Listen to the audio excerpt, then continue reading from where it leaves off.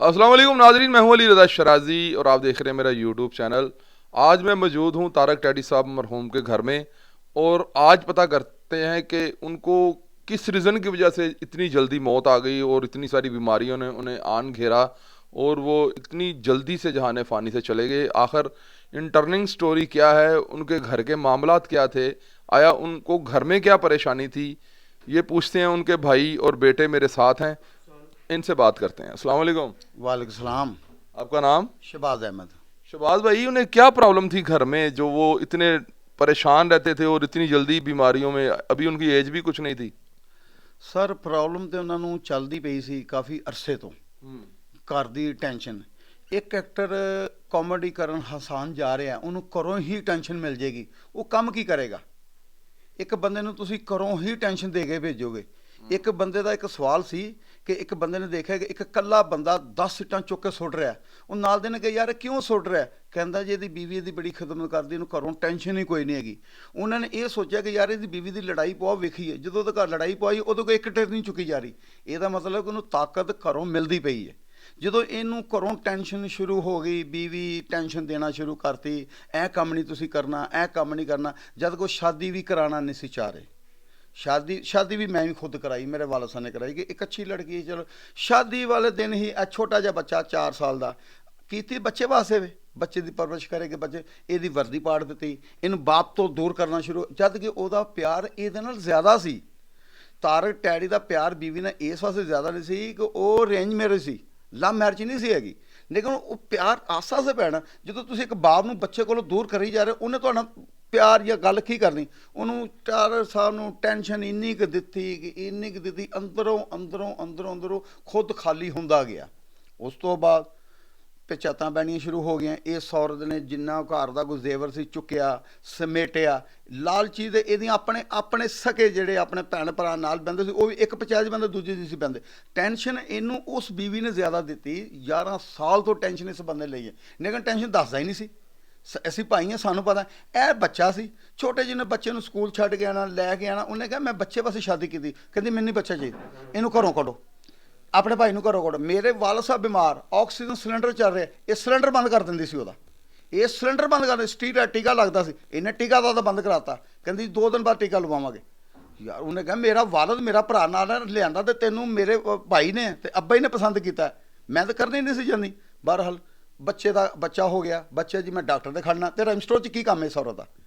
ਤੁਹਾਡਾ ਨੰਬਰ ਉਹਦੇ ਕੋਲ ਕਿੱਥੋਂ ਆ ਗਿਆ? ਫਲਾਣੇ ਦਾ ਨੰਬਰ ਕਿੱਥੋਂ ਆ ਗਿਆ? ਇੱਕ ਘਰੇਲੂ ਔਰਤ ਕੋਲ 10,000 ਬੰਦੇ ਦੇ ਨੰਬਰ ਕਿੱਥੋਂ ਆ ਗਏ? ਕਿਉਂ ਨੰਬਰ ਲੈਂਦੀ? ਉਹਨੂੰ ਇਸ ਚੀਜ਼ ਦੀ ਟੈਨਸ਼ਨ ਸੀ ਕਿ ਤੂੰ ਬੀਵੀ ਮੇਰੀ ਹੈ, ਨੰਬਰ ਤੂੰ ਲੋਕਾਂ ਦੇ ਰੱਖੇ ਨੇ, ਐਕਟਰਾਂ ਦੇ ਰੱਖੇ ਨੇ, ਫਲਾਣੇ ਰੱਖੇ ਨੇ। ਇਹ ਬੱਚੇ ਨੂੰ ਘਰੋਂ ਕੱਢ ਦੇਵੇ, ਇਹ ਭਾਈ ਨੂੰ ਘਰੋਂ ਕੱਢ, ਸੈਕੋ ਕੇਸ। ਫਿਰ ਉਹ ਬੱਚੇ ਹੋ ਗਏ, ਤਲਾਕ ਹੋ ਗਈ, ਡਿਸਪੋ ਹੋ ਗਿਆ, ਲਹਿਦਗੀ ਹੋ ਗਈ ਹਰ ਚ। ਲੇਕਿਨ ਉਸ ਤੋਂ ਲਹਿਦਗੀ ਤੋਂ ਬਾਅਦ ਇਸ ਔਰਤ ਨੇ ਪਿੱਛਾ ਨਹੀਂ ਛੱਡਿਆ। ਉਹ ਇੱਕ ਐਕਟਰ ਸੀ, ਉਹ ਟੈਨਸ਼ਨ ਲੋਕਾਂ ਦੀ ਮੁਕਾਉਂਦਾ ਸੀ, ਆਪਣੀ ਟੈਨਸ਼ਨ ਨਹੀਂ ਦੱਸਣਾ ਚਾਹੁੰਦਾ ਸੀ ਕਿਸੇ ਨੂੰ। तो जी नाजरीन, जिस बच्चे के लिए तारक टैडी साहब ने दूसरी शादी की और अपनी जो उनकी शरीक याद पहले फौत हो गई थी, उसके बाद दूसरी अपने बेटे के लिए माँ ढूंढ के लाए, आए उनसे पूछते हैं कि आया उनकी वो वालदा कैसी थी और उनके साथ क्या रवैया था उनका। मेरे साथ हैं बैठे तारक टैडी साहब के बेटे सोनू। हाँ जी सोनू, क्या हाल है? जी वालेकुम सलाम, अल्लाह का शुक्र, मैं ठीक। तो सोनू आप बताएं कि कैसा रवैया था आपके साथ आपकी वालदा का? मुझे तो उस टाइम अभी कुछ याद नहीं। हाँ मुझे पता है, आप काफ़ी छोटे थे। बिल्कुल, लेकिन भाई इतना पता है कि थप्पड़ वगैरह एक मारा था उन्होंने, जिसकी वजह से तलाक दी थी बाबा ने। तो उन्होंने वो जो सफ़ा मरवा है वो बहनें हैं मेरी बिल्कुल। तो वो जब मर्जी हैं 100 दफ़ा हैं, बेशक हमें दे दें, वो पाल पुल लेंगे इंशाल्लाह, लेकिन वो नहीं, वो ना आए बस। वो तो उनकी तलाक हो गई है, वो तो लैदगी हो चुकी है, वो तो अदालत में भी मामला चल चुका है। वो अदालत में तारक टैडी साहब काफ़ी परेशान रहे हैं इस मामले पे, काफ़ी हाईलाइट हुआ है ये केस भी। बिल्कुल ऐसे ही है, हालांकि मैं खुद फीस वगैरह जमा करा के 1 घंटा लेट होता था तो उधर खबर चला देते थे। 1 घंटा लेट होता था खबर चला देते थे। एक्चुअली नाजरीन, तारक टैडी साहब को यही गम जो तकलीफ़ खा गई कि उनकी बेटियां दूसरी किसी औरत के पास यानी कि उनकी मिसेस के पास हैं और वो उन पर आए दिन केस करती हैं, कभी किसी थाने में कभी किसी जज के पास। जज ने तो यहाँ तक भी ऑर्डर कर दिया कि तारक टैडी को गिरफ्तार करके अंदर भेज दिया जाए। फिर उन्होंने पैसे जमा करवाए। अक्सर पेशतर उनके साथ यही मामला चलते थे। तो सोनू भाई आप बताएं कि आज क्या सूरत हाल है उनके साथ आपकी? आज आई थी वो, कल आई थी फौतगी पे उनका चेहरा देखने के लिए? जी बिल्कुल, वो आई थी, मैंने मिलवाया। कल भी आई थी, आज भी आई हैं, मैंने मिलवाया वगैरह, तो मैंने भेज दिया था वापस। तो सुना उन्होंने कुछ शॉट वगैरह शोर शराबा भी किया यहाँ पे? करने की कोशिश करती थी, लेकिन अभी तक बचा हुआ है। अभी नहीं पता क्या उन्होंने क्या किया बाहर जाके, क्या नहीं। तो अब बाद में पता चलेगा एक आधे दिन में। तो आप क्या मैसेज देना चाहते हैं अवाम को इस बारे में कि तारक टैडी साहब लास्ट वक्त में उनकी जो हालत थी फरूक हॉस्पिटल से लेके PKLI हॉस्पिटल तक, वो किस परेशानी की वजह से इतनी जल्दी दुनिया फानी को छोड़ गए? ये तो नहीं मुझे उन्होंने बताया, वैसे तो उधर फ्रेंडली थे सारे डॉक्टर्स के साथ भी, सारा कुछ ये पता। उन्होंने सूरत रहमान मेरे से लगवाई 2 दफ़ा, फिर तीसरी दफ़ा भी उन्होंने लगवाई है ज़बरदस्ती कह के। तो उसके 20 मिनट बाद तबीयत ख़राब हुई थी, 20-25 मिनट बाद। तो आप समझते हैं कि उन्हें ये आपकी दूसरी स्टेप मदर का गम था, उस वजह से वो जल्दी चले गए? बिल्कुल, ये भी हो सकती वजह, टेंशन।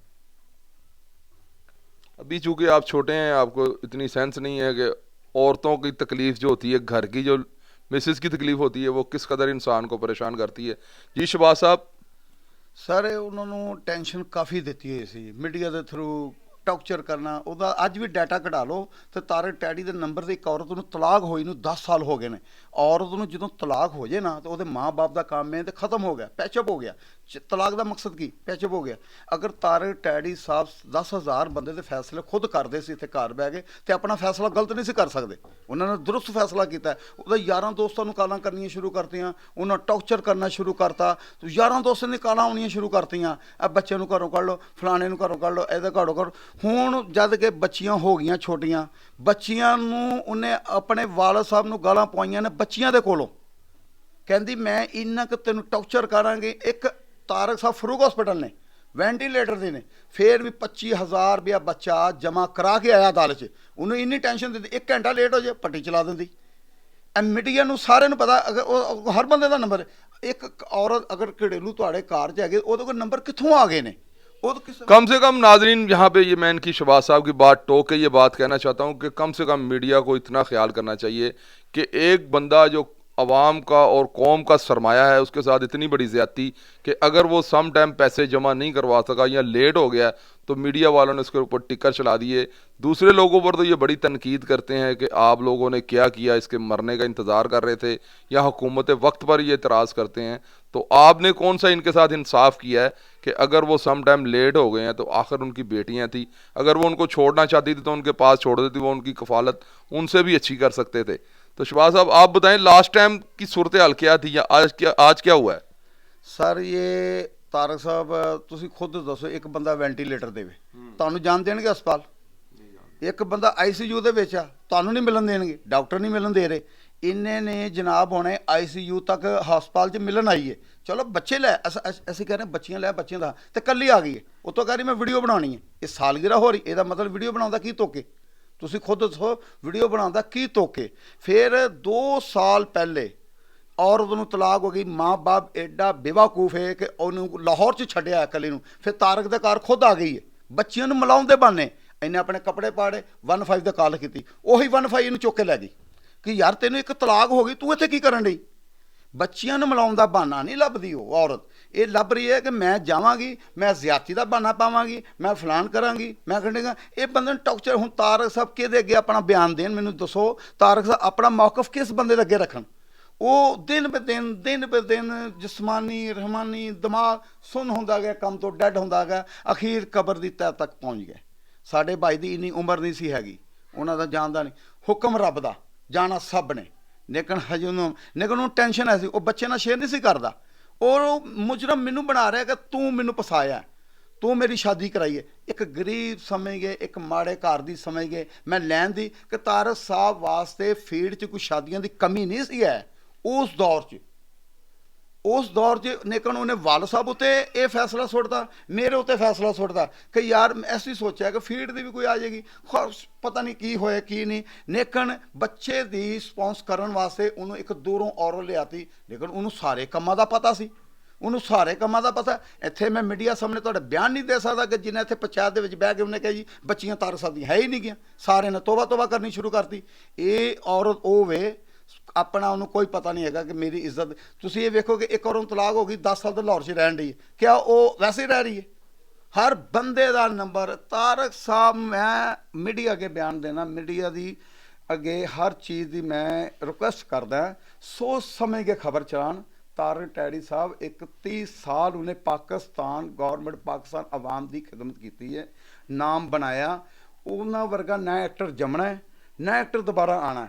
ਉਹ ਅੱਛਾ ਇੱਕ ਬਾਪ ਸੀ, ਅੱਛਾ ਭਾਈ ਸੀ, ਲੇਕਿਨ ਸਾਡੇ ਇੱਥੋਂ ਉਹਦਾ ਬਾਪ ਗੁਜ਼ਰ ਗਿਆ, ਸਾਡਾ ਭਾਈ ਗੁਜ਼ਰ ਗਿਆ, ਇਸ ਔਰਤ ਦਾ ਕੁਛ ਨਹੀਂ ਗਿਆ। ਮੀਡੀਆ ਉਹਦਾ ਕੋਈ ਐਸਾ ਬਿਆਨ ਗਲਤ ਨਾ, ਮੌਕਫ ਦੋ ਪਾਸੇ ਲੈਣਾ ਚਾਹੀਦਾ। ਅਗਰ ਉਹਨੂੰ ਸਾਡੇ ਕੋਲ ਕੁਛ ਹੈ, ਅਸੀਂ ਅਦਾਲਤ 'ਚ ਬਿਆਨ ਦਿੰਦੀ। ਸਰ ਤਾਰਕ ਸਾਹਿਬ ਹਸਪਤਾਲ ਪਏ ਨੇ, ਉਹ ਲਾਹੌਰ ਨਿਊਜ਼ ਤੇ ਪੱਟੀ ਚੱਲਣ ਰਹੀ ਹੈ, ਤਾਰਕ ਸਾਹਿਬ ਫਲਾਣ। ਇਸ ਔਰਤ ਨੇ ਥਾਣੇ ਦਰਖਾਸਤਾਂ ਦੇ ਕੇ ਸਾਡੇ ਖਿਲਾਫ, ਮੇਰਾ ਭਰਾ ਫੈਸਲਾਬਾਦ ਬੈਠਾ, ਉੱਥੇ ਜ਼ਿਆਦਤੀ ਦੇ ਪਰਚੇ।